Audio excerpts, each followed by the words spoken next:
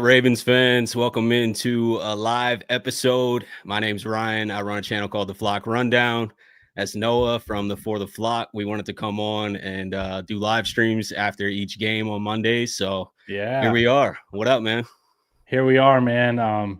Not the start to the season that we were hoping for, as we were talking about a little bit before we went live. But man, that one stung. Sucks. That one stung. If you would have told me, like, hey, we're going to lose to the Buffalo Bills in week 1 on the road, I'd have been bummed. I've been like, man, like we really such a big game as far as like seeding implications. But I would have been okay.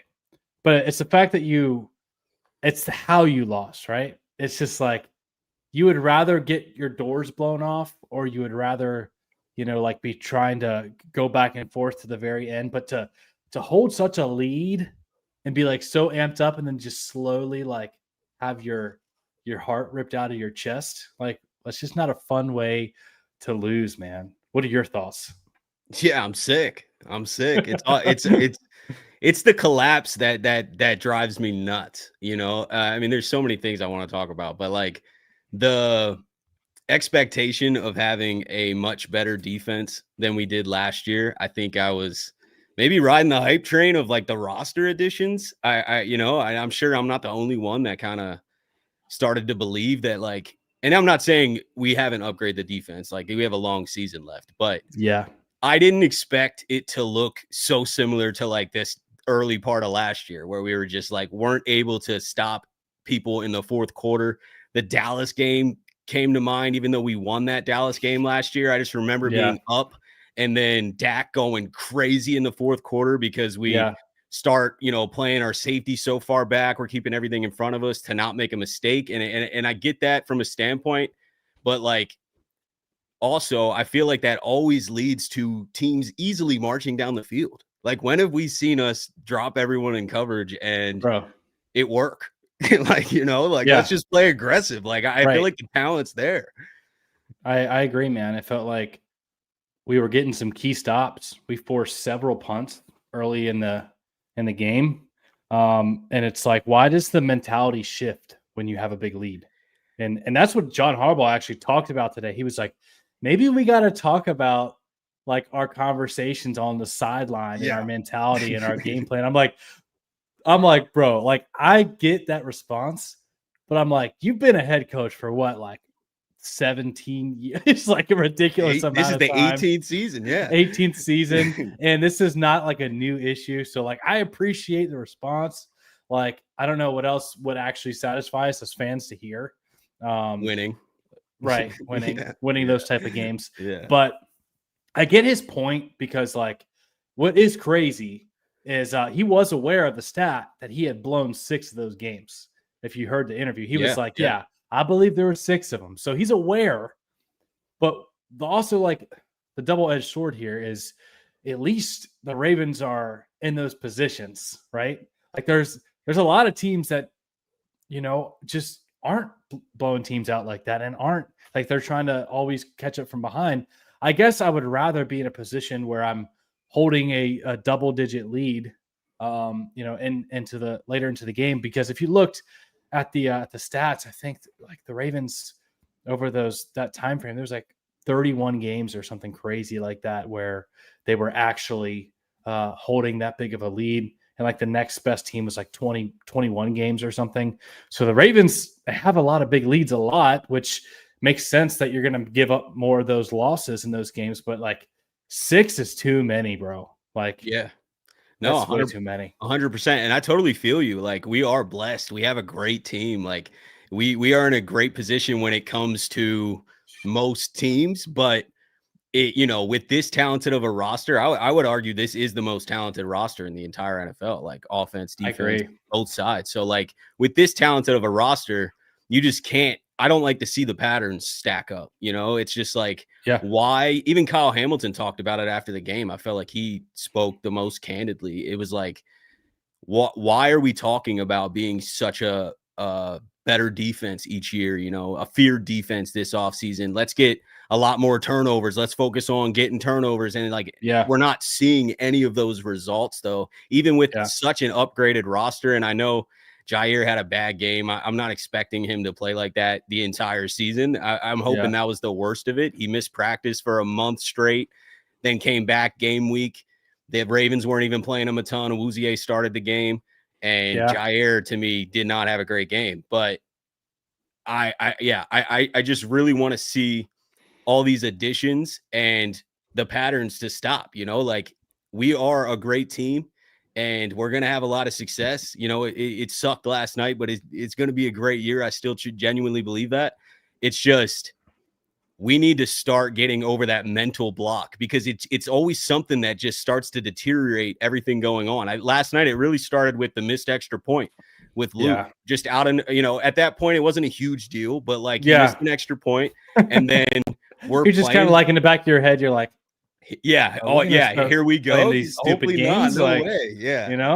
And then they march down the field, soft coverage, playing very deep, and like I said earlier, like, I don't think that's working. I'd rather just stay aggressive. We have too much talent now. This isn't Marcus Williams and Eddie Jackson making mistakes, letting things go over their head.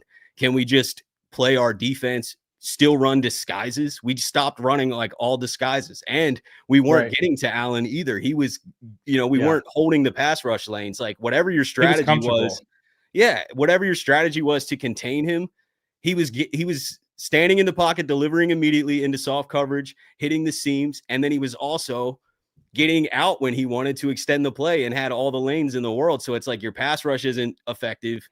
Your coverage at the end of the game is not effective. And all these little mistakes start to happen. The missed extra point, an uncharacteristic Derrick Henry fumble at the worst moment. Like, when can we just, I feel like we need to like get a couple of those dubs, get a couple wins, and then we'll be like over the hump, but they need to come against good teams too, though, because giving opportunity to guys like Allen and stuff like that, like they're killing us. Yeah. And it's like, man, I don't even know how, like, you quantify improving in that area. Like, how do you say, like, when you go into a practice, like, oh, we're going to improve on making plays in the big moments? Like, you can't practice that. Like, you either do it or you don't. You know what I mean? I feel like you can simulate, like, hey, we have a 2-point, we have a 2-score lead, and we got to make sure we play this prevent defense. You can like have certain drills and stuff in practice, but to actually like get the confidence to be able to do it, like, you just got to do it. Like you said, I agree. Stack it, man. You got to stack some of those moments. It just feels like they're ill prepared. They're not confident for those big moments. It's going back. Go ahead. Sorry. No, you're good, man. Go ahead.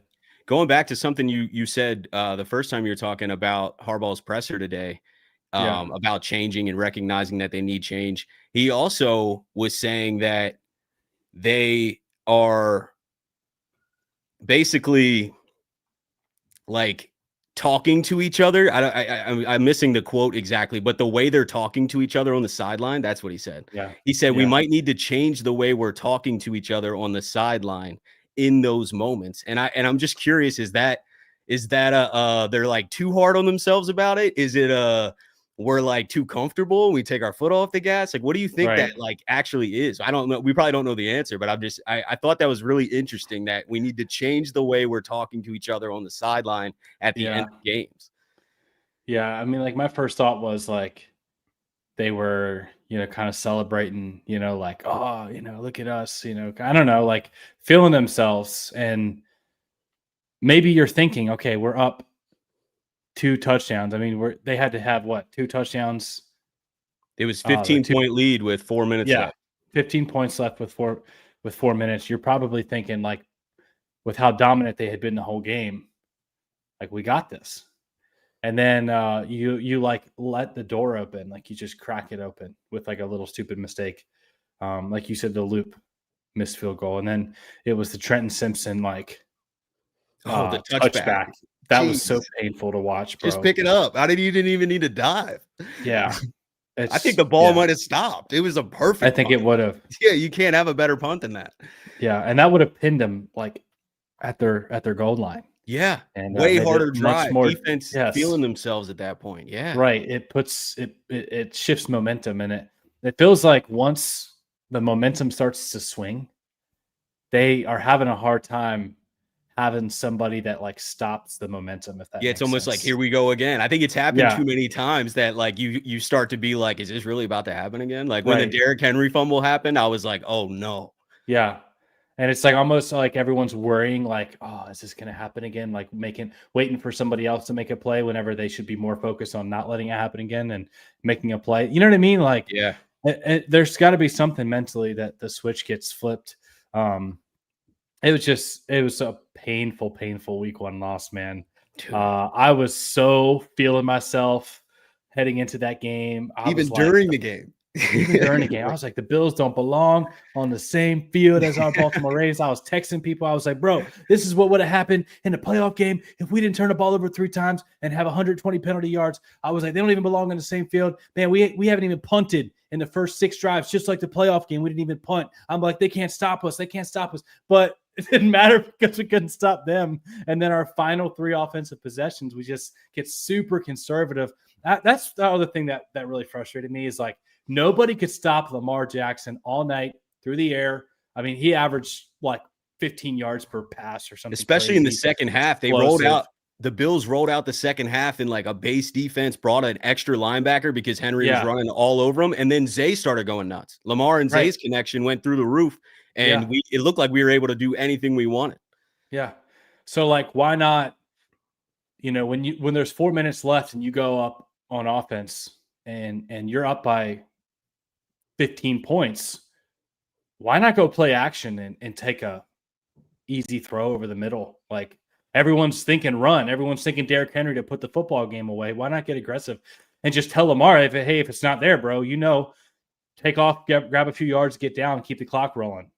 Like I would love to see a little bit more aggressiveness. Like that's something I've seen the Lions do, the Eagles do, where they're up in these type of games and they say, hey, let's get aggressive and keep our foot on the gas, because when the whole stadium knows you have Derrick Henry and Lamar Jackson and you're going to run it, why not like switch up your tendency? Because obviously what you're doing at this point with 6 of these type of losses isn't working.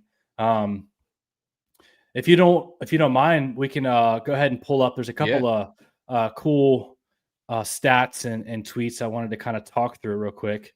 If you want to share the screen here. Spencer Schultz said something today. He said the fumbling of the football is absurd. Lamar Jackson didn't throw a pass that could have been picked, put the ball in danger once, but Ravens backs let themselves get stripped twice, which were 2 heavily negative plays. Hill's fumble wiped out a red zone drive effectively. Henry gave Bills a short field late. Rather annoying when your quarterback doesn't put the ball in danger. So it's like, man, the game that Lamar Jackson doesn't turn the ball over at all and plays a perfect game, then like the person you least expected from, like a Derrick Henry, right? Yeah. Like the guy that you literally brought in to like close these type of games, and with the killer mentality, like that's where the fumble comes from. And that is so frustrating. And it's like, how do you even quantify that, man? That's why that game was so painful, man. It's like so many things had to go right for the Buffalo Bills to even have a chance. And I think about the absurd throw where, dude, there was a couple throws where Josh Allen was just throwing up a prayer. Like he had like he was the Ravens had pressure. The Jair pass interference throw, bro. That one, I'm thinking about the other Coleman one touchdown, the tip. Yeah, and there was another one too mixed in there where it just felt. I mean, I was like, man, better be lucky than good, right? But that was painful. Yeah, and it's coming to your point with the Derrick Henry thing. Like it's coming in uncharacteristic ways. Like Derrick Henry was also a huge reason we scored 40 points, and he's not someone that turns the ball over. Like, we haven't had that issue at all, but in like the worst moment ever, as soon as the drive starts, right after a Buffalo touchdown, defense is gassed, boom, fumble. It's like, you can't, come on, man.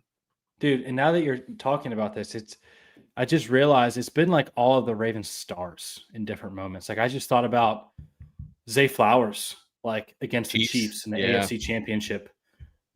like he was balling out. He scored the first touchdown in that game for the Baltimore Ravens, where he got deep and the crowd electrified, man. And then you're about to really tie the game up, and he fumbles, right, in the AFC Championship. Then last year in the divisional, we had Lamar Jackson with a fumble and with a pick, and then Mark Andrews, like our star. I mean, we're talking about Derrick Henry coughs up a fumble in one of these big games. Zay Flowers coughs up a fumble. Lamar Jackson and Mark Andrews. Like your core offense, every single one of your stars has done it at one point or the other. At what point do they put it all together?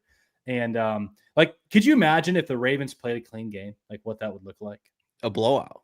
It would be like 2-3 score win every time. Yeah, bro. It legitimately, like, if the Ravens, you take away the Trenton Simpson thing, you take away the fumble by Justice Hill, the fumble by Derrick Henry.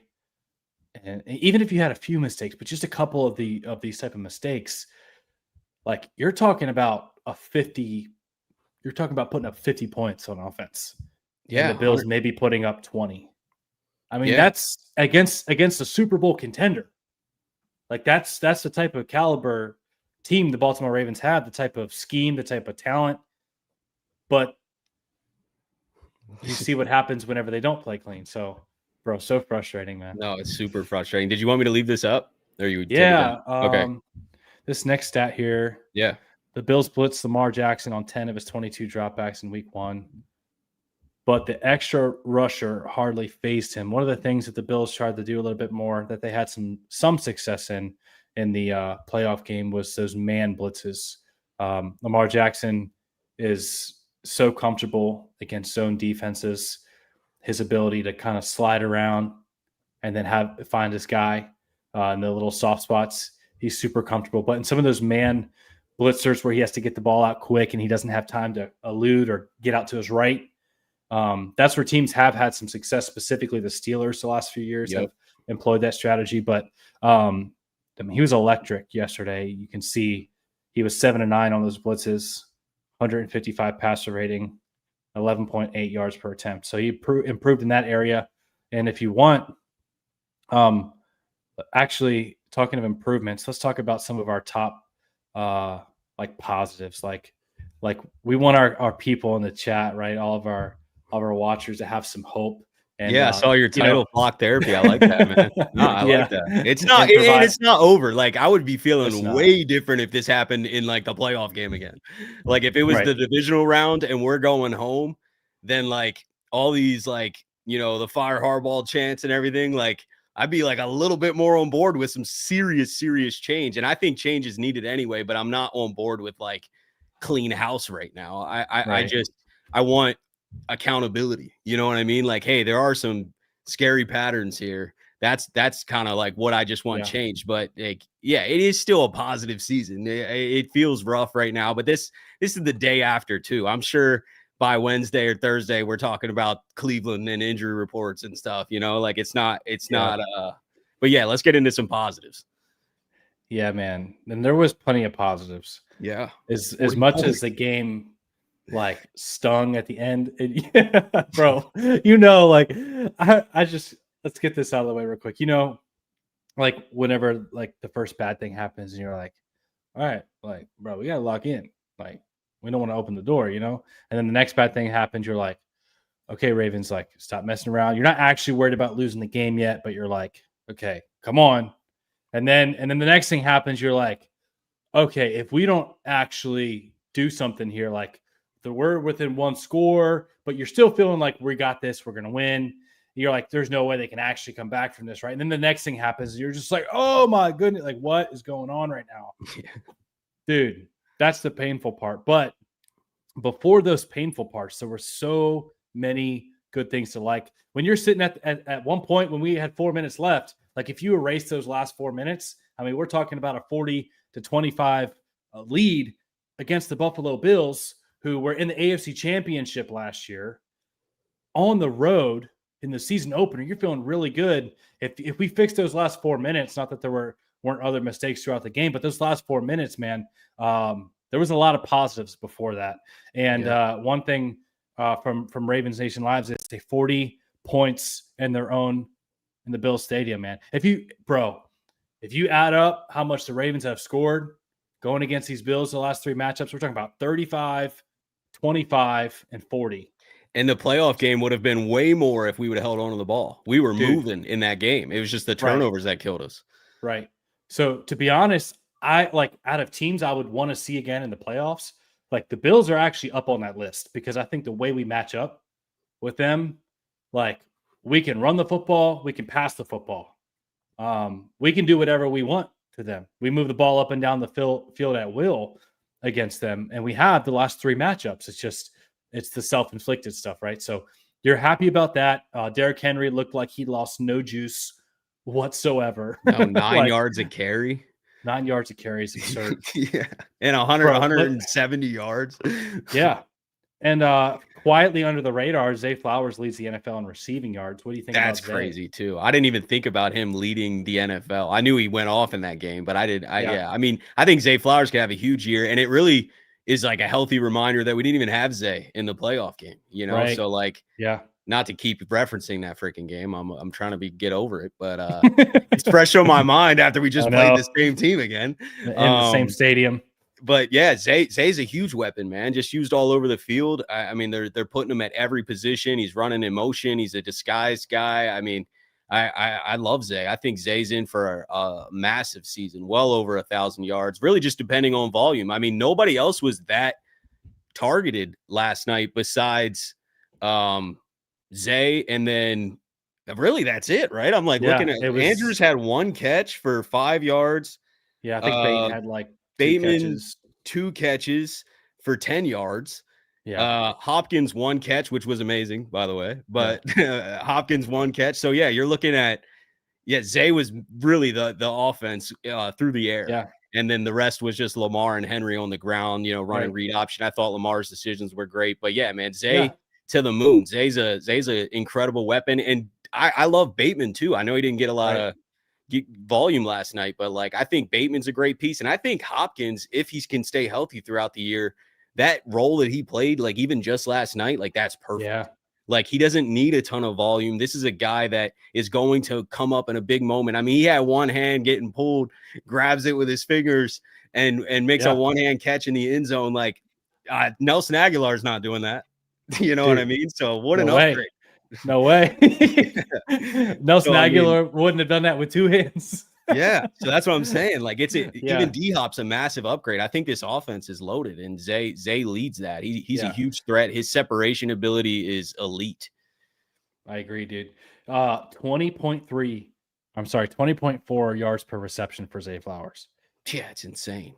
Dude, the explosiveness that he had on display. I mean, I saw some of the work he was putting in the offseason. He put a little bit of weight on. But he said he wanted to run more vertically up the field instead of juking around and stuff. Yeah. And you could see that. Like he wanted to get upfield, and he looked fast. He looks explosive. The chemistry was there with Lamar Jackson right out the gate. I hadn't heard much from Zay Flowers throughout training camp. I was hearing like, hey, like Bateman's making plays and getting behind the defense, and the tight ends are feasting Mark and Likely and Kohler. But I wouldn't hear much from Zay. It was kind of quiet. But then like the regular season, starts, and in the big time lights, prime time Sunday Night Football, he shows up, man. He's Lamar's guy, and dude, 7 catches for 143 yards and a touchdown is absurd, because imagine what he could have done with like 10 or 12 targets. Yeah. That's what's so frustrating is like Lamar Jackson only had 19 passing attempts and still had over 200 yards passing. Like, yeah, and we scored 40. It's like really hard to like say that like we should have done so many different things, but I do agree with being more aggressive at the end of the game, because we do get very conservative, and it seems like it just leads to a bunch of 3-and-outs and or like a weird penalty or like I wouldn't even say a bad sack. I feel like Lamar's not the one who's taking these bad sacks. It's the fact that he's got somebody in his face in 1 second. Ed Oliver blew up a couple plays last night through Fa'alele and Rosengarten, both on that right side. He was blasting through, and Lamar got out on one of them, but like took another sack on another one, lost like 15 yards. I think Loop actually ended up making the field goal, so it didn't really hurt too bad. But like, I mean, no, I genuinely believe that this offense has everything it needs, and we're about to get Isaiah Likely back. Exactly, man. And Isaiah Likely had a field day against the Bills in the last matchup. So, dude, what did you think about the Keaton Mitchell? I just dropped a video talking about that. I didn't know until I listened to Harbaugh's presser today, I didn't know like the depth of that decision, because initially when he was inactive, I was like, what is going on? Like, why is Keaton? Because I thought, and maybe I was misled, but like, I feel like I've been pretty tuned in. Like, I thought Keaton was going to be our kick returner, or at least him and Ali.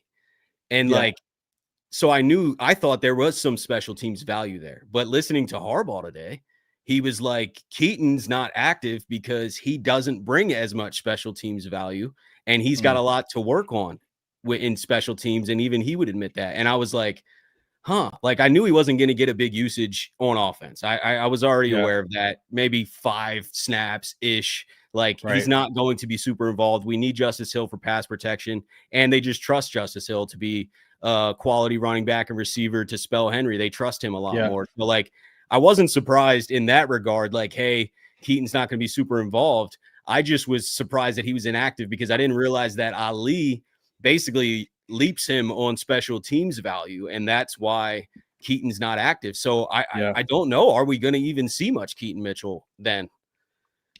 Dude, I don't know, man. I don't know how you watch his tape and don't find a way to get him on the field, like, for a few snaps.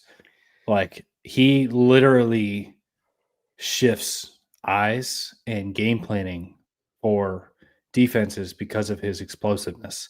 I mean, you saw it in the preseason. Like, he was going off. He was ripping off big explosive runs. He looks like he was fully back to 2023. I think he is. Keaton Mitchell as a running back. Yeah, I think so, man. And I don't know how you see that, like, the impact that he had in 2023. And then you, like, I was thinking, like, this dude has star capability.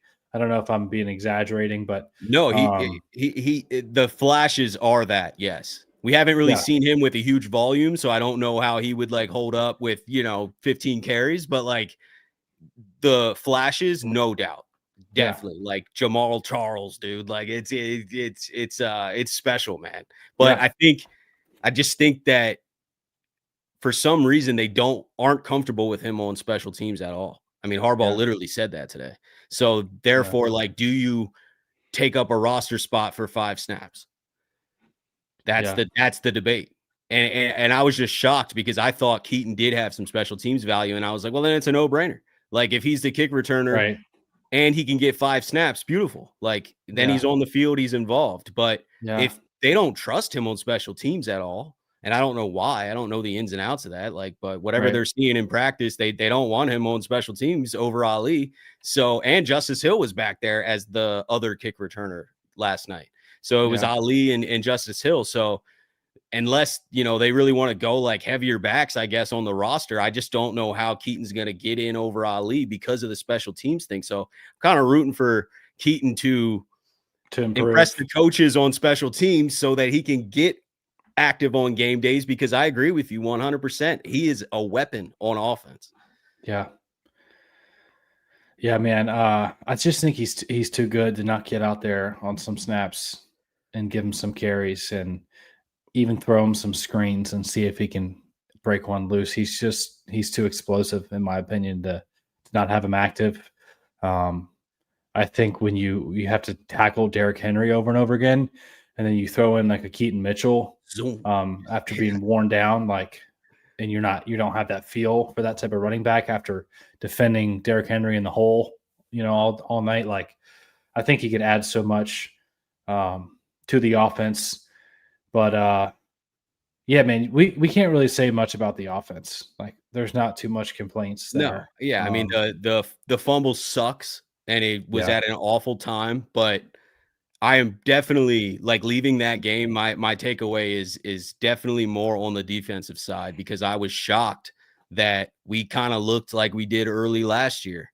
And it's like, how, dude? Like, we have such a better roster from a pass rush standpoint. You're adding Mike Green, you're adding Peebles. Like, Peebles looked solid last night. Mike Green only played 30% of the snaps. He didn't get a pressure, but like, I think you need to keep a guy out there like that. He's going to grow quick.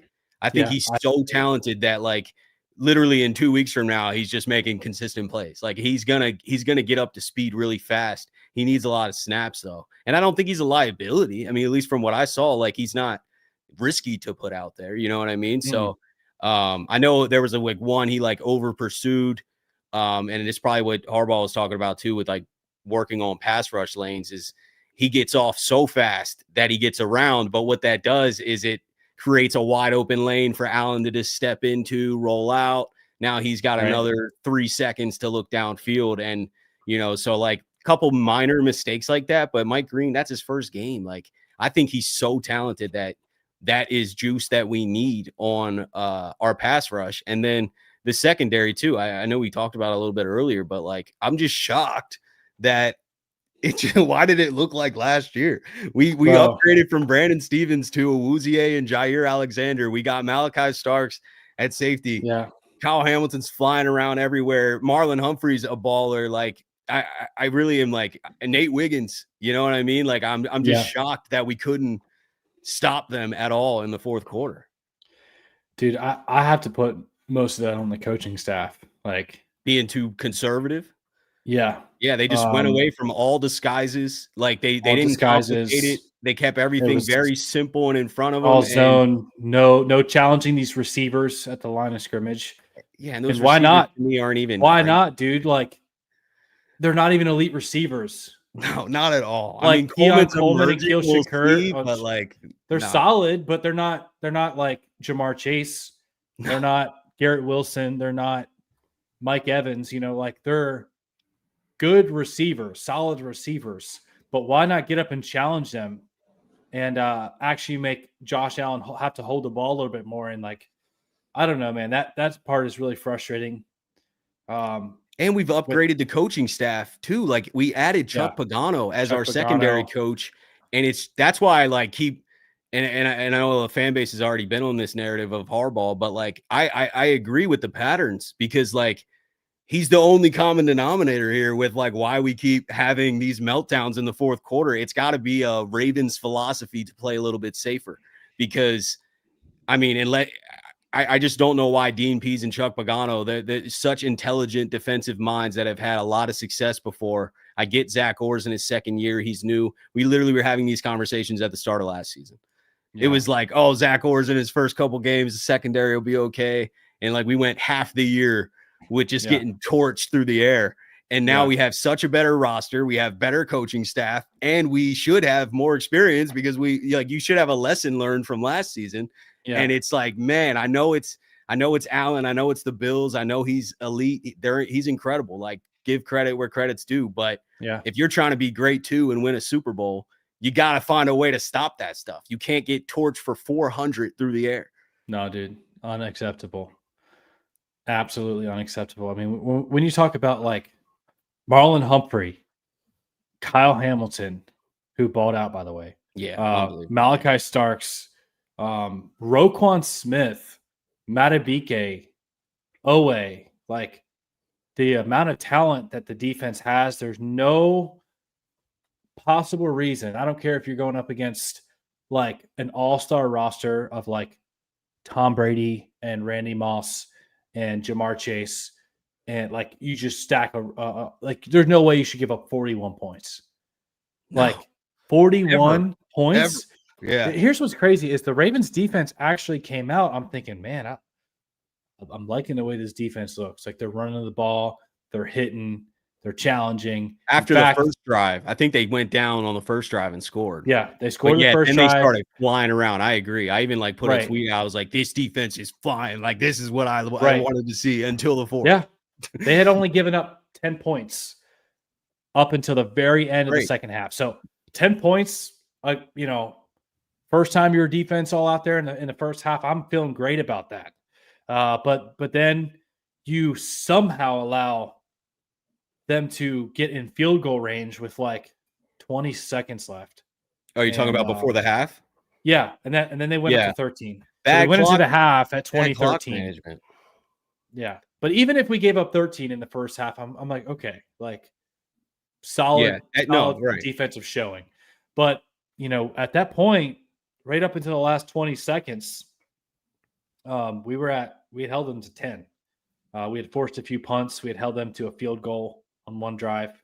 And I'm like, okay, like if they're kicking field goals and we can get a punt here and there, like we're going to be in good shape, which we were and then even like going into the fourth quarter, we were up 34-19. Yeah. So then we allow an 8-play, 84-yard drive, touchdown drive. Then we fire right back, score another touchdown after Lamar Jackson's insane scramble. And then Derrick Henry's just ripping off that big touchdown run. We're up 40-25. And then we punt. They score a touchdown. We fumble. They score a touchdown. We punt. And then they score a field goal to win it. So, and that last it was just a breakdown of really the whole fourth quarter, but especially the last 4 minutes. Yeah. I mean, and the defense is getting tossed. That's like one part where you could blame the offense a little bit, obviously, for the fumble and going 3 and out over and over again, because the defense was just getting tossed back onto the field. Like in that 4 minutes, they were 3 straight drives or in the 4 minutes, like 3 scoring drives. That's tough. Like, even if you're playing good defense, like they're gassed, and Allen's torching, and the strategy of the defense to be playing so soft, like all of that just combines into the other team easily going down. And you won't always see that with like we probably won't see that next week with the Browns, because Flacco's not going to be able to escape and buy that kind of time. So you're not going to see that every week. But the fear's there for me when we play top teams and elite quarterbacks, because consistently they do eat us alive, especially at the end of the game. In the bigger moments, we cannot get stops. Right. So that's where I'm concerned. And the clock management a little bit too, to go back to your point of the field goal before the half. We had the ball before the 2-minute warning with like 2:04 or whatever, and we ran a play. And I heard Harbaugh explain today why he ran that play. He said that sometimes that defensive look thinks that, or their defensive look that they're giving you, they're thinking that you're not going to snap the ball. So they're giving you a softer look that you might have an opportunity against. And he thought they could attack that. We ended up getting 5 yards on the ground, but that wasn't worth it, because we left the Bills 30 seconds and they marched down the field with 0 timeouts, somehow get out of bounds on a crossing play with 1 second left. And there's another 3 points, and all that matters. We lost by 1. Yeah, man, if we could just improve like 30%, just like 30% improvement situationally. Yeah, they're situationally mistakes. Mistake wise, like, I mean, we're talking about a really, really hard football team to beat, man. Like, and like, it's possible. It's possible. That's what it is. Going back to when we started talking, like, really, this comes down to doing it a few times against top teams, getting over, winning that close game, getting that late fourth quarter stop. Like, if we would have been able to stop Josh Allen on the final drive or get a turnover, can the defense get a turnover? I'm like kind of sick of 0 turnover games. Like, I mean, you've been a Ravens fan forever, right? Like, we grew up watching a defense get some freaking turnovers. The offense was always a little bit of the issue. You know what I mean? So it's like, come on. My dad had this thing. I was young, and I remember watching the game with him, and I'd be like, Dad, what do we need? And then he'd be like, a turnover. And then with it, the next play, bro, we would get a turnover. Like, it would just always happen. Like 90% of the times when it was like a big moment, and I was like, Dad, what do we need?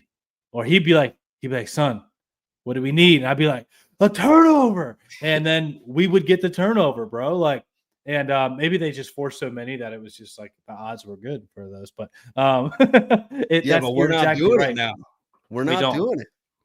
And what's so frustrating, bro, is remember in 2023, when we had Mike McDonald and we had the best, it was like the triple threat defense. It was like most forced turnovers, which is wild, because on paper that defense was way worse than what we have right now. Exactly. They were way worse. But Ronald Darby and Brandon Stevens were out there at corner. Dude, but they were put in the right position situationally.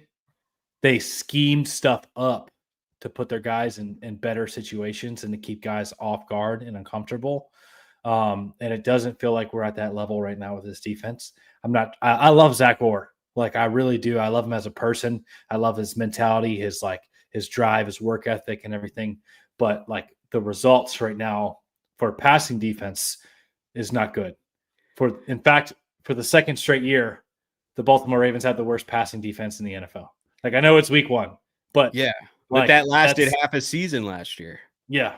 And even with a good second half of passing defense, you still finished like middle of the road. To, like, was 30, it that far back? It was still terrible. It was still like back 3 because of how much passing yardage we gave up in the first half. I wonder how much input these other experienced coaches have them, right? Like, you bring Chuck Pagano in, like, why is there zero difference? That's like a little confusing, just because like Pagano, I mean, totally get Zach Orr's new, man. Like, it's not weird or abnormal for somebody in their first year or two to have some mistakes, especially against a top team like that. But like, I thought there was a little bit of a safety net for bringing in Pease last year. That helped, or at least seemed like it helped later in the year.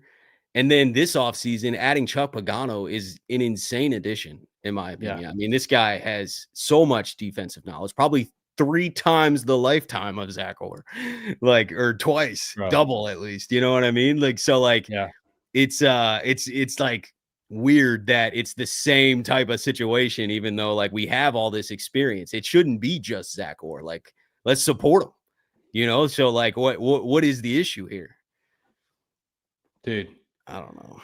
I wish I could put like if it was like super simple and easy, they would fix it. But oh yeah, no, I know it's not easy, and what makes it so difficult is the variety and unique ways we find to make mistakes. Like, you know what I mean? Like, nobody, like, the defense overall, you could talk about their strategy of being conservative, but that doesn't explain the loop extra point. That doesn't explain the awful timing of Derrick Henry's fumble. If Derrick Henry would have fumbled in the first half, it might not even have impacted the game that much. But the fact that it was right after they scored a touchdown at the end of the game with a few minutes left, we get the ball, we need a drive to get a couple first downs and end this thing, and boom, uncharacteristic fumble. It's just like the most random, worst timing events. Bro, so painful. So painful. No, it is. I know. That's why we're venting it out, because we have you just got to get it out. 16 more games in the regular season here, and we will forget about this. This will just be like a little blurb in our conversation 16 weeks from now. I'll be like, oh, you remember how bad we looked in week 1 on defense? Hopefully we're not still talking about it in week 10. I am worried about I'm worried about like even like the Bengals, because that's a team we can score a ton on. Like the Bills, we just put up 40 on the Bills. The Bengals, to me, like, their offense is like just as scary almost. You know what I mean? Like Chase, the Bills don't have a Chase. And I or a Higgins, to be honest. Like, they don't have that type of talent. And Burrow can do things that Allen's doing. Maybe not run quite as much, but like, you know what I mean? Just like extending plays, being accurate, being smart. He knows the Ravens even better than Josh Allen does. Like, Burrow can attack the holes, the seams in our defense. And it's like, geez, man, like, we got to get this fixed. I thought with all these additions that our secondary would be so much better and we would be able to be better prepared for going up against these matchups. Are they going to score maybe 30 in a shootout? Sure. But you can't let up 40. You can't get torched like we do in the fourth quarter, because Josh Allen and the Bills aren't the only team that we're going to play. Like, the Lions come up. I mean, we're playing at home. I'm expecting a good result. They didn't even look great, but the Lions in 2 weeks, then the Chiefs, like Lions, you got Chiefs, the Bengals twice. Like, twice. There's a lot of like the Steelers teams that we're going to have to play some freaking defense, man. Yeah. DK Metcalf and Aaron Rodgers looked pretty good.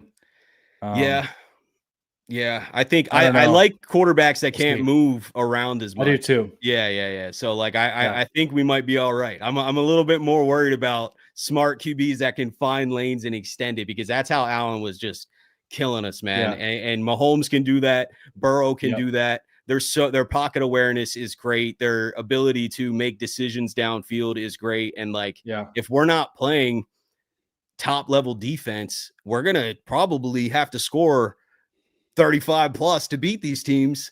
And that's just not a good recipe. We need to figure out how to get this secondary and get this defense as a whole, get more pressure and play better coverage, mix disguises up. Like, can we get back to like, we don't know where the blitz is coming from? Yeah. You know what I mean? Like, let's confuse these guys. That would be nice. Yeah. Or even if like you do give up some big plays here and there, how about just a turnover or two a game, please? Yeah. I mean, like I've been one turnover in that game. Come on. Oh, it wasn't even one. Well, the Hamilton, technically, you're talking about that pick. It technically doesn't even count. So we had 0. Right. I'm saying, like, could we please get one? Oh, get one. Right. Yeah, 100%. Yeah, can we just get one? Like, it would be just as, it would offset the one mistake our offense made with the Derrick Henry fumble. It would offset that instantly. Like, I agree, man. One sack is not good for this type of defensive line. Our like Owe, Van Noy, Mike Green, Tavius, these guys have to be better. Not only getting to the quarterback, but just respecting the lanes too against those mobile guys, because we just caught out of position. It was too easy for Allen to step up and go somewhere else. Way too easy. And it didn't feel like that on the other end for Lamar. You know what I mean? So it's like, and it doesn't feel like we scheme up any easy pressures. Right. Well, that's why I was saying about like getting like creative with Mike McDonald was doing that a ton. Mike McDonald would send the blitzer at the right time, and it would just be like the quarterback would just get creamed. Kyle Hamilton had 3 sacks in that Colts game. We still lost that game, which is insane. And I think Roquan Smith and Patrick Queen each had 5 sacks. Yeah.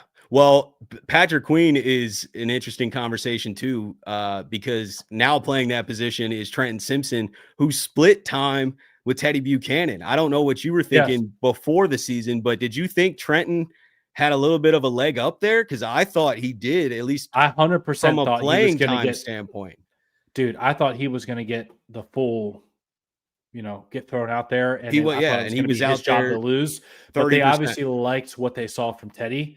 And I thought Teddy did a decent job in his first NFL debut. Like he wasn't, he made a few mistakes, but I like how he ran the football, and I don't know. I thought it was a solid debut. I just want to get to 2 super chats real quick. I don't want to leave them unacknowledged. Travis, can you post them, or I gotta post them? I don't think I'll so. post it. Reading Travis, gotcha. Yeah, everyone was trying to play hero ball and not football,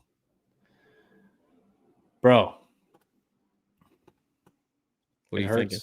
Yeah, it sucks. It hurts. I mean, I think the Ravens are going to be okay. Like I'm an optimistic guy, but me too. And the team's too talented to just be like, oh, it's over, we suck. Right. Like I see so many and I totally get it. I get emotional too, and it's very hard to like not overreact to certain things, especially like right after the game. But like, the narrative of like, this is impossible to overcome needs to be erased, because we have a long season. Like, let's talk about that. If this happens again throughout the entire year and in the playoffs, then like at this point, I'm with you. Like 3 straight years of meltdowns, like not get like, I'm with you. But like the team's so talented that I just have to have faith, man, that like, we're going to figure this out, because all it takes is a couple stops, a turnover here and there, not making timely turnovers on offense. Just a couple little of those things go your way. Yeah. And now all of a sudden you're beating those teams. So we could have clobbered them last night, man. Like we were way up. So like it's 40 to 25. It's right there. So like, I definitely am not doom and gloom. Like, the season's over, we have no hope, like the coaching staff sucks. There's a lot of things to critique, and that's, I'm trying to be as transparent as possible, but like, I also don't want to be super negative, because it is just week 1. Like we have a long, beautiful journey of a season in front of us, and I can't wait. Yeah. I feel like part of the reason I was so like bummed by this one is I'm pretty convinced that this is like, I was under the impression, you can let me know if you disagree, but I was like, man, whoever wins this game is going to get the number 1 seed in the AFC. Yeah, and with the Bills' cake schedule, it's probably going to be them. Yeah, they have a really easy schedule. But I will say this. With how good this team is and the type of performance they had last night, minus the last 5 minutes, what they were doing to a AFC Championship team from last year, I am not throwing out the possibility that the Ravens could win 14 or 15 games this season and still win the number 1 seed. And totally can, yeah. I think we totally can do that. You know, the potential is definitely there. Will we? I don't know. Right. We'll see. The other super we had was Jaleel Rack getting points on the board. He has never been in question. But finishing on both sides has. Yeah. Getting points on the board has never been in question, but finishing on both sides has. Our head coach decisions have been for the last few years. So, yeah. You can't dismiss all blame from John Harbaugh. But you also have to at the same time give some credit to John Harbaugh for putting the Ravens in position to have a 15-point lead against a really high caliber team with 4 minutes left to go. But then at the same time, you can't shift the blame from him not being responsible for some of the decisions that led to the 15-point squandering of an opportunity. So I don't know what are your overall thoughts on John Harbaugh? Right now, are you feeling like, man, if you don't see change immediately, he's on the hot seat, what are you feeling? I don't think he's on the hot seat this season, unless he got we're 2-6 or something. But I definitely think it would take another early playoff exit and a lot of similar problems that keep happening. I think then, because this is also, we're fans, so it's so easy to be let's make a change, right? Yeah. And I totally feel that. But the Ravens aren't going to be emotional about it. Steve Bisciotti and Eric DaCosta are so tight with Harbaugh. That's a family, man. It would be, in my opinion, whenever they move on from Harbaugh, at some point they obviously will, it will be a strategic, passing the baton type of move, in my opinion. I really don't know if he's going to go out ugly like that. You know what I mean? Yeah. I think that there's a successor already probably in mind. I'm not exactly sure who it would be, but or maybe Harbaugh is saying, hey, I'm going to coach for another 20 years and they're not thinking about that. But I just feel like the Ravens are such a stable quality franchise that they're not going to just do what the Browns are doing or these other teams that just every 2-3 years try to rebuild a culture. And the critique for Harbaugh with his situational awareness is completely fair. I'm tired of the conservative endings and the blown leads, and he is a common denominator and all that. Some of the clock management's been sus. Yeah, exactly. Even in that game last night, there was 2 incidences I can point to where we had poor clock management, in my opinion. So there is definitely some things to complain about, but also he's built a culture here and a standard for 18 years. And it's not that easy to just flip and boom, your next guy is a superstar genius head coach and we're just rolling. It could work out that way. It also could backfire because you kind of got to clean house a little bit. What's the relationship with DaCosta and a new head coach? And do they move John Harbaugh to a front office role? I feel like he's tied to the Ravens in a way. So I don't know. I hear the complaints. I feel the complaints. I think they're very valid.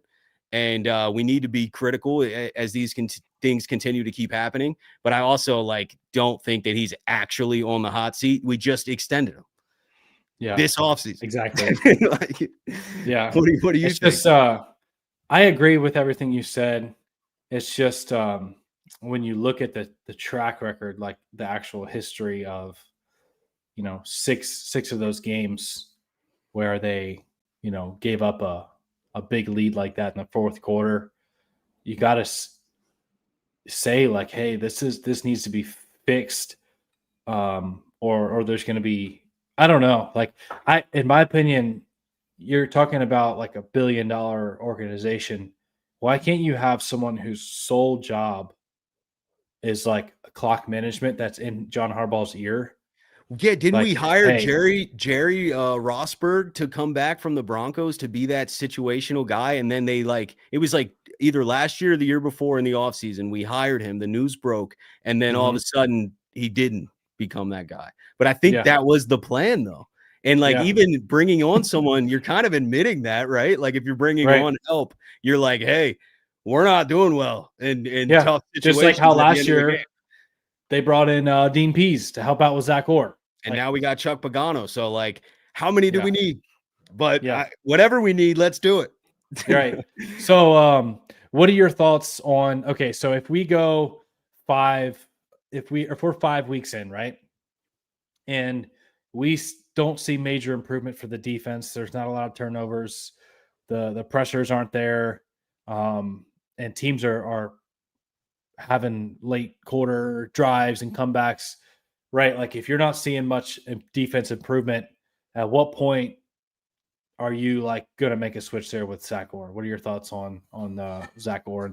I know it's week 1 and we're talking about we can't jump to big conclusions. But what are your thoughts on Zach Orr? I'm going to bring up this super chat that just rolled in because it's exactly what you're talking about here from Crimson. Could Chuck Pagano become DC or more involved in play calling? I think is what this is. I don't know if he man, that's a tough question, man. It's a good question. I don't think it's a bad idea, but I also don't see them moving on that quick. I think the latter of this super chat is what would happen. I think you would see way more influence from a guy like Chuck Pagano in the play calling, literally in his ear, almost being an assistant D coordinator in a way.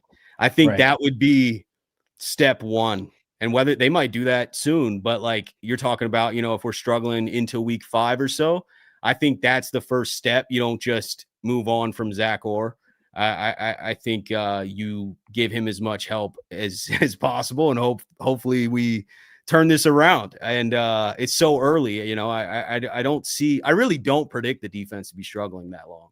But to your point, the seat would be real hot. There'd be a lot of calls for it if we are still struggling into that. I just don't think that he's going to get let go.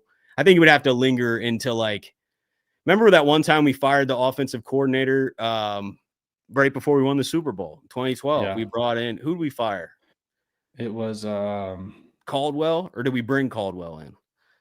Kubiak? No, Kubiak was after. I don't know. We fired. It was Cam. Yeah. Whatever his name is, man. You know what I'm talking about. I know who you're talking about. Cam Cameron or I don't know. I forget.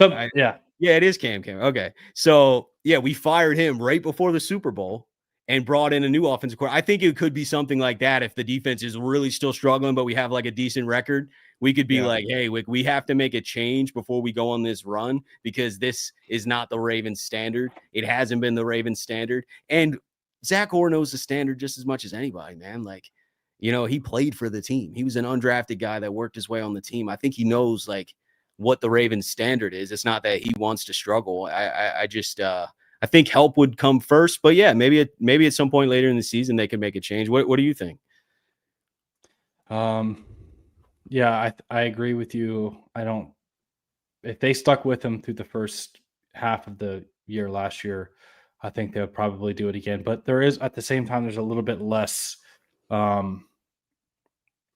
it's the second year, the first year you kind of have rookie play calling, grace given to you, but then you made it look really good. You made it work throughout the second half, and now we're going into the second year. Usually that's when coordinators really catch their stride, and to see those type of mistakes in the second year in the first game where I don't feel like he helped his guys out at all. No, in that early on, he put his guys in decent position. We were making plays. Like I said, we were at 13 points in the first half, 10 right before that crazy field goal. But that field goal that we gave up was unacceptable in my opinion. And then the soft cover 6 off zone coverage that was just banging your head against the wall over and over again, expecting a different result was unacceptable as well, in my opinion. Maybe they're thinking because I was thinking about this early. Do you remember with Wink Martindale? He ran a lot of man coverage and exotic blitzes. Yeah. He was like a heavy man blitz team, and the Ravens wanted to go in a different direction because when you run a lot of man, you don't force as many turnovers. Yeah, true. Yeah, sometimes you get burnt, but then also you have less guys looking at the ball. You typically, like heavy zone defenses that play zone well, usually have the most turnovers and the most interceptions because you get those, those batted balls, and then you have a safety with eyes on the quarterback behind that can, you know what I mean? Like with those zone defenses, you typically force more turnovers, and the Ravens wanted to get back to that and be more diverse with running like zone and man. But then like when you're just super zone heavy in those big time moments and you don't mix it up at all, I don't know, it's really frustrating. No, it's totally frustrating. And I agree with like having less grace and flexibility this season. Absolutely. Like there needs to be a tighter leash this season, more pressure. I know, pressure doesn't feel good, but it makes everyone better. And like it's necessary in this situation because it's just too talented. We upgraded everything about this defense. I mean, where's the hole on the defense really? Like, I mean, I'm not loving what we're seeing from the pass rush right now, but I wouldn't say that like we have a bad pass rush unit. Like they just, you know what I mean? Whatsoever. The talent is I would say above average. Oh yeah. And we have everything we need to go execute a strong defense. And what's going to bother me is like, watch when we play Cleveland this week, how exotic and creative the defense gets. But it won't be that way in like, we have like a possession or two lead against a top team. All of a sudden we're like insanely safe. Right. That's what's like frustrating is like, I just think you should just keep pushing the creativity.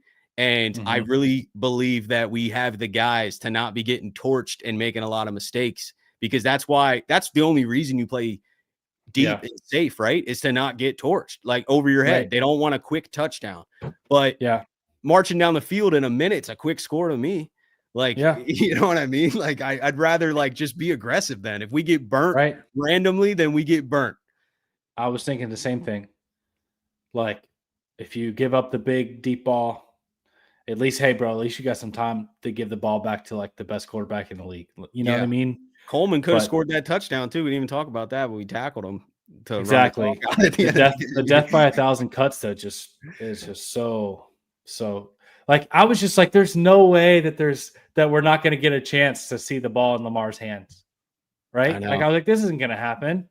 I was like, at least, when they were starting to come back, I was like, at least, like, if they do score, we got the MVP. Like, we got Lamar, and Flowers has been eaten. We'll drive. But the way it worked out, where you don't get the ball back, that is the worst. We should have done that to them. We should have got like 2 first downs and and just ran the clock out. You know what I mean? Like, we had that opportunity. Twice? It happened, the Derrick Henry fumble. We could have there was like 3 minutes left or whatever. Like, we could have ran the clock out. And then the following drive after the next score, we could have ran the clock out. So like, the offense did have 2 chances to just slowly march down the field. And like, how are they not capable of running the clock out? I mean, they have Derrick Henry, they have Lamar, and maybe the cramping played a little bit of a role in Lamar not running towards the end. I know you probably heard about that. Like, that's why we didn't go for it on 4th down. And at first I read that and I was like, okay, like, is there any validity to this? But like, when I listened to Lamar's press conference, he legit said it. He's like, we would have went for it on 4th if I wasn't cramping, but I ran off the field. And then Harbaugh's like, I thought about it, but my quarterback's running off the field and he can't be out there. So I guess we're not going for it. And I trust the defense as well, so like that maybe Lamar, because I think the play before that too, he like handed it off. It was a read option. He handed it off to Zay, who was coming across. And that's one and Zay got blown up for like no gain. And that's one that Lamar should have probably pulled and hit the edge again himself, but maybe he was cramping a little bit. Like, I'm not trying to make excuse, but like he was cramping around that time. So like, did that kind of stall that drive? Unfortunately, another one of those random uncharacteristic. It feels like there's like a force field ceiling on us that we can't get past. You know, just all these random things that keep happening. Cramping at the end of the game, like weird cramping, weird sliding into the end zone, trying to man, his glove, like Trenton Simpson's glove, literally like just like the toe. Why did you dive last year? Yeah, I know, dude. Just don't even slide. Just pick it up. Check this out, dude. Teams with 40-point leads and 235 rushing yards in a game were 277-0, including the playoffs. Dude, they are now 277-1. That's unbelievable. Unbelievable that you put up 40 points. Yeah, I'm not shocked though, because the Ravens are continuously finding ways to screw it up at the very end, dude. And like, I'm not shocked, but that is insane. So we're the only team ever. Yeah. Yeah. A couple more positives that I liked. First of all, I love how Derrick Henry took the blame like a man. He was like, I put the loss on me, man. Yeah. I told my teammates it's on me. Like, I love that dude. 100%. I love that dude so much, man. And then I also thought Nate Wiggins. How about that? Like we were talking about guys that needed to show up in big time moments. Dude showed up and got the pass breakup, but then it, we know what happened. But I also thought Cheeto. I thought he played pretty well, especially for how much he played. Like I wasn't sure what the playing time was going to be like. Like I know Jair missed a ton of time, but I was like, Cheeto was out there starting like often. I don't even think Jair played in the first quarter. So like, Awuzie there was talks about whether or not he was going to make the roster. I don't know who was saying that. There was remember with the quarterback room. Oh yeah. Whenever he was dealing with the injury during camp, and we saw how well the other corners were playing during preseason, we were like, bro, how do you cut Jalen Armour-Davis? He's playing well. I was shocked about that cut. TJ Tampa, and then Cheeto. We were like, man, we haven't really heard much from Cheeto, and he's hurt. Like, but the dude, I mean, he had a massive role. So and he was tackling. There was a couple where he had like took bad angles or whatever, but you can nitpick that about every single person. I liked his physicality, man, and Nate Wiggins too. For like, Nate Wiggins, a guy that a lot of the knock was his frame, and like, who cares though? He's slinging his body around out there, like he's hitting, and like we need guys flying to the ball that aren't afraid to hit. And I feel like Awuzie and Nate Wiggins both fit that mold. I was impressed with both of them. I mean, the secondary overall obviously didn't play well, but yeah, I agree. I'm high on Awuzie's role, and I think as Jair gets more up to speed, hopefully, I gotta imagine that's his worst game. Like as he gets back to himself a little bit more, I mean, that just adds an insane level of talent even more, because last night Jair was a little bit of a liability. You know what I mean? Like he was actually hurting us a little bit, but I don't see that for too long. And if it is like that, then you're gonna have to play. You're gonna have to play some other guys over him, like Awuzie. I think he earned it. We got another super chat here. Sod Blitz, not at least using a timeout to discuss going it for 4th and 3 is telling your team you need those timeouts because you expect them to take the lead. What are your thoughts on that? I hadn't really thought of it that way. Yeah, I haven't. But I like it. I like his point. Yeah. I just think the Ravens, they need to, I don't know how we talked about this a little bit earlier, but how do you develop the killer mindset, like the finishing, it was weird because we had seen glimpses of that. Like we haven't talked about this, but we obviously are well aware of whenever the Ravens did this in the Kansas City game a few years ago, where we went for it in our own territory on like 4th and 1, where if we didn't get it, like the Chiefs were right there in field goal range, they kick it, they win the game. But we trusted Lamar, like we trusted the offense more than we trusted the defense. And John Harbaugh talked about that today. He said, hey, in the future, just so you guys know, in the rest of the year, I'm going to trust putting my defense out there. Yep. And I like that confidence from John Harbaugh. But you also can't forget that you are in a window right now where you have 2 Hall of Famers in the same backfield, like Lamar Jackson and Derrick Henry. How much how much longer do you have that? Like the window's closing on that opportunity. 2 years plus probably. Zay Flowers on the rookie deal, plus Rashad Bateman on a cheap deal, plus Mark Andrews and Isaiah Likely. Yeah, it's going to change in the next few years. Yeah, exactly, man. So, plus I think you got to read the room, like read what has been happening. Like we hadn't stopped them at that point. They're gassed. The offense wasn't going on sustained drives. So, like, you're immediately handing the ball back to Buffalo over and over and over. Yeah. I mean, we've seen that. Like, how many overtime games have you seen in shootouts where it's like whoever gets the ball is going to win the game, because whoever gets the ball first, and that's because the defense is gassed. So, no, I agree with this. I think the only other factor here that we probably won't know for sure is like, how bad was Lamar cramping? Like, could he not be out there? Is that why like Harbaugh didn't even call a timeout to discuss it? You probably can't get rid of a cramp during a quick timeout. So like, if Lamar genuinely was cramping that bad that like he couldn't be involved, but and it was 3 yards. We need to get that boy some Pedialyte for the game, because he's had some cramping history. I think he'll learn from it, especially you're cramping on 4th and 3 when we're like potentially going to go for it to seal the game. That's a bad time to be cramping. To me, that would be like, hydrate more than usual, like do whatever you got to do to make sure that doesn't happen.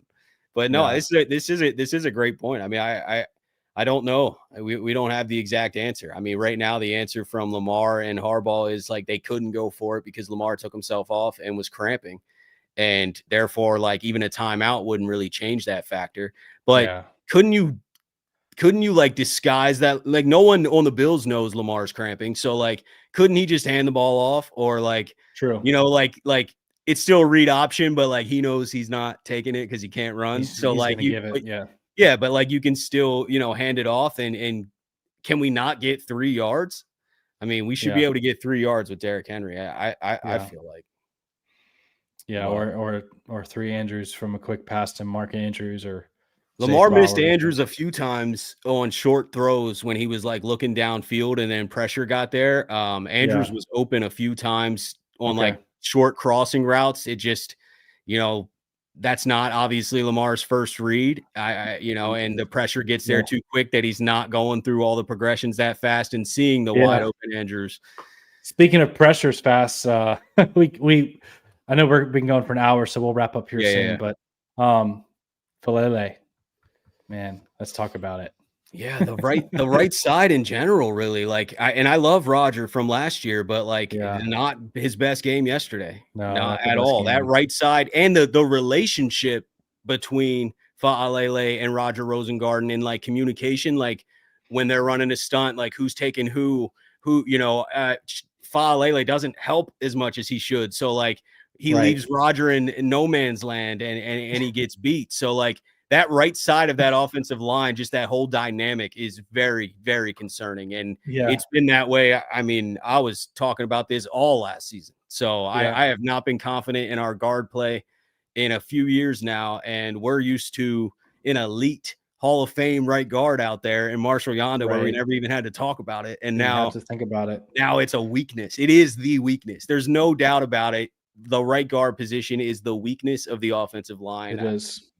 Yeah, it sucks. They definitely have the least amount of experience, and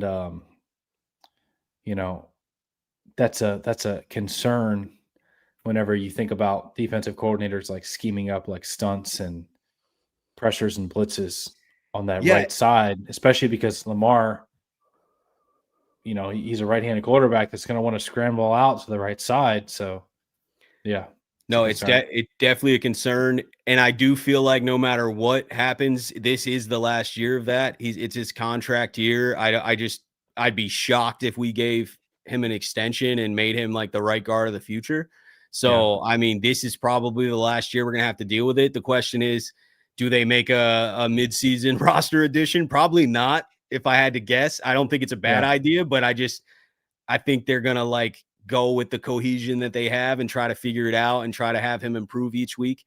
But I mean, there's no doubt about it. It's a liability. And Lamar, you could look at the pressures when you're just looking at the stats, and it never looks as bad as it actually is, because Lamar is getting out of some of those that they're not counting as pressures. And Lamar's doing some wild stuff to keep the play alive. But there's more pressures, man. Like the line, I thought it was a great game from the left side, though. I mean, Linderbaum played his butt off. Stanley had an outstanding game. Voorhees was solid. We opened up some massive holes in the run game for Derrick Henry. But then the same token, like you just have blown assignments at times. It's inconsistent. There's times too, Go ahead. Exactly. I was gonna say there's times with Falele, he just looks lost, man. Yeah. And it's frustrating because he's so big and strong. And he has great blocks sometimes too. He was run blocking. There were some great run blocks by him. But man, are the bad reps real bad and like blow up the entire drive. Yeah. Right. I'd almost rather have like just a little bit of a higher floor. Yeah. No, exactly. Like even if it's like an average to below average right guard, if the floor was just a little bit higher where you don't have the terrible losses, I'd be cool with that, man. Like, I mean, the only person on the roster that even has a chance to compete there is Ben Cleveland and then Emory Jones Jr. if he gets healthy. Yeah. We don't really have any other option.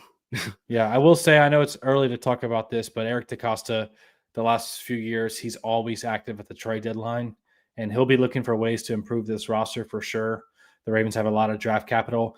Typically, teams don't part ways with guards because even if they're wanting to trade guys, they're usually still trying to protect their young quarterback. Or it's not many of them either. Right. Like, there's not a ton of great right guards in the league. Yeah. You know what I mean? Like but I also agree. And in a contract year with Fa'alele, it wouldn't shock me if the Ravens do get a little bit of aggressive, go get a guard for the future, unless they think Emory could be that, but like go get a guard for the future and extend him. You know what I mean? Yeah. Like sign him and then like make a change. It would have to be bad though. I don't think they're going to make the change this year unless it gets like real bad. Cause I mean, the way it was last night, we've seen that was all last season. There's bad reps every game from the right guard. Yes. So like, that's not new. So yeah, man. If you guys are just tuning in, just want everyone to know that me and Ryan will be going live every Monday throughout the season. I really enjoy talking football with Ryan and just kind of chilling out. And I feel like we just meshed pretty well. And we did a live stream a few months ago, and I was like, bro, you want to go live together throughout the season? And he's like, yeah, let's do it. So here we are. We're going to be doing this throughout the year, and looking forward to meeting with you guys every Monday. Hopefully more and Monday, positive win reactions, celebrations. We'll get one this week for you guys in the future. Yes. Yes. Hopefully we get this beat down for the Browns. We start feeling ourselves again, and we keep rolling, Yeah. So. No, I'm excited, man. Excited to talk some ball each week, and it'll be good just to recap the games, and appreciate everybody tuning in too. Excited for the season. Already ready for Sunday, man. The first day after those losses, I always like am emotional and want to vent about it, but like I think I got it out of my system a little bit already, and I'm like, all right, on to Cleveland, let's go dominate. Yeah. You know what I mean? Let's go. Yeah, you wake up. You know that feeling when you wake up, and then you remember that the Ravens lost last night. You're like, man, it's that little bit of pain that just hits, and it like And the worst is the playoff ones, because like every morning for a while you feel that. So at least this was just the start, and we got 16 more weeks, hopefully a lot more weeks than that, man. Yep. But all right, guys. Well, appreciate all you guys for tuning in. Have a beautiful rest of your night, and we'll talk to you guys next Monday.